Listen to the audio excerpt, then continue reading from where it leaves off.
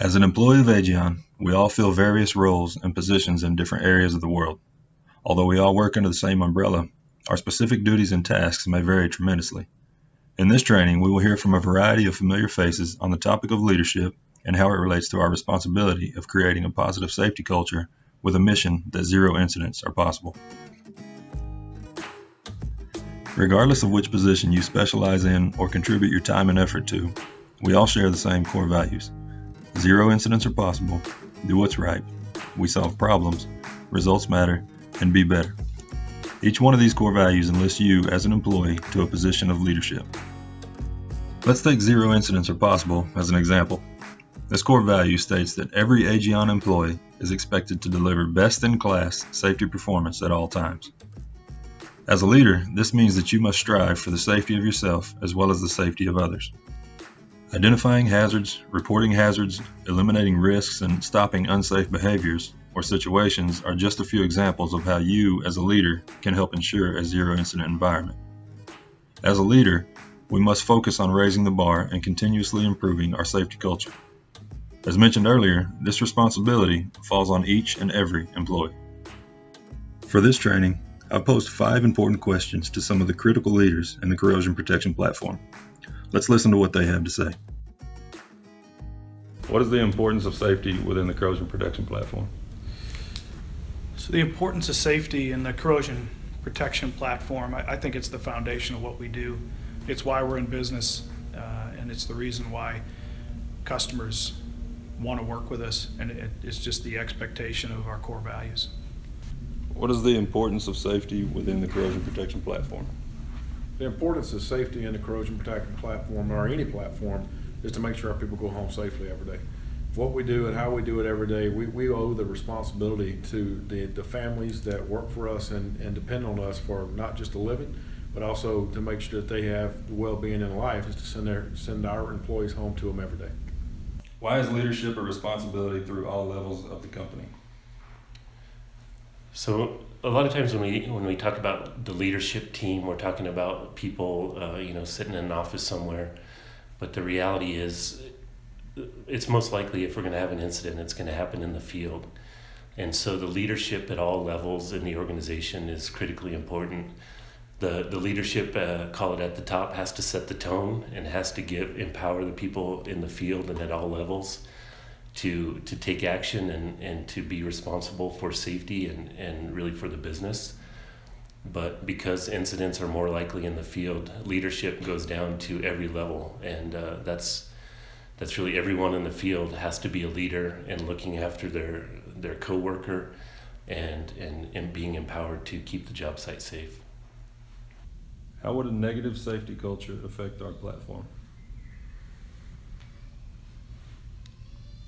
Negativity always finds a way into the things we do. Negativity is something that is very difficult to manage, but in the culture that we're building on, and this comes right down from the top, from Chuck Gordon and the executive team, right down to the frontline teams. Negativity in this pursuit takes so much energy away from all the positive activities that we can embrace and support. Our customers expect us to do a safe and quality job. Our customers expect us to embrace sound, professional, and realistic safety objectives. Negativity in that pursuit just takes us back to environments where safety and our well-being as a company and as individuals is put in and is compromised. So negativity in that sense, there really is no place for it. We have a positive, emerging, and dynamic work environment, and it really isn't something that we as a team, all in, view as there's a place for it. How would a negative safety culture affect our platform? From my perspective, it's 2 ways. One is nobody wants to go to work for an organization that has a negative safety culture, because again, everybody wants to go home safe. Secondly, from a sales side, everything we do starts with safety. If we don't have the right TRIR, the right OSHA index rate, we can't even have the opportunity to bid work or receive RFQs. In the Gulf Coast specifically, and in the southern part of the U.S., thresholds now are as low as 0.7 to even get an opportunity to bid work, where when I started this business, 1.5 or above was totally acceptable. So without a good safety culture and a good safety program, we don't get the opportunity to bid. What does leadership look like to you in a positive safety culture? Leadership in a positive safety culture is recognizing what we're doing well, recognizing what we're doing right, and leading with a positive tone. We have to have a zero tolerance policy when it comes to repeated incidents, but I believe that if we're all extremely aware of the issues around us and we attack those every day, it becomes a positive thing because it just breeds throughout the rest of the team and it breeds throughout the rest of the organization.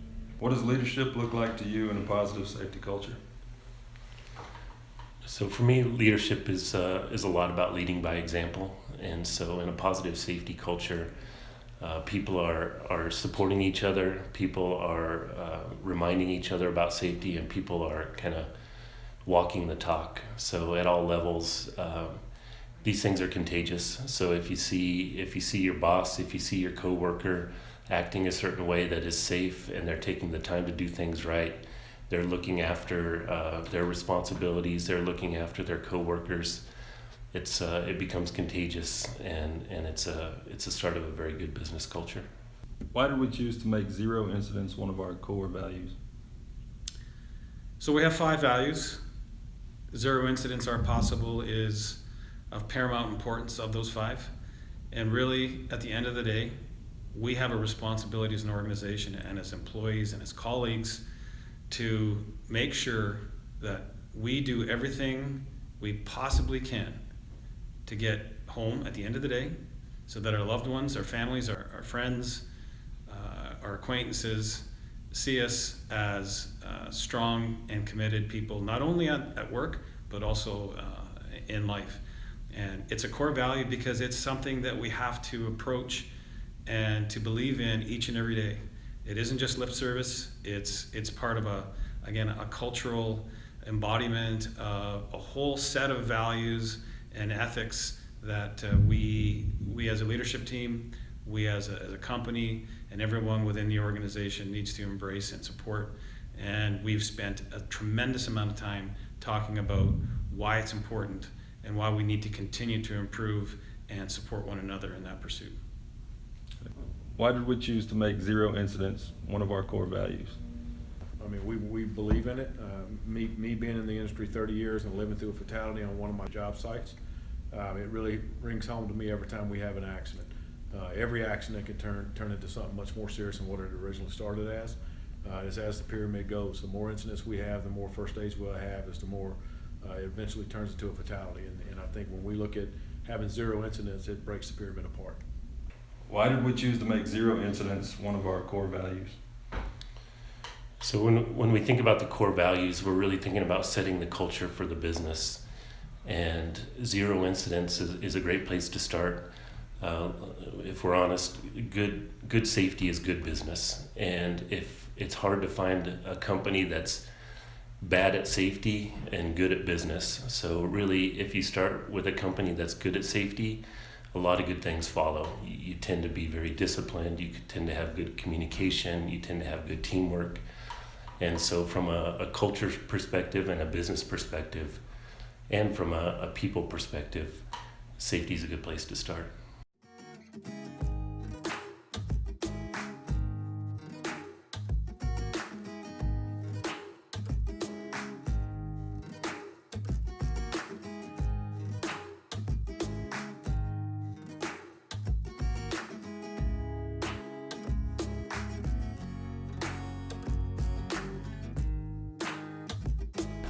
You've heard from various leaders within the organization talk about safety and safety leadership and what it means to them. The real challenge is what does safety leadership mean to you? It is a variety of different actions that has to take place. Being a leader's not a title. It's not a position within the organization. Being a leader is somebody who will step up and take action.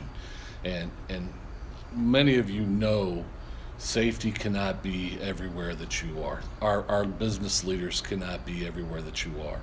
We need each of you to be leaders of your own right.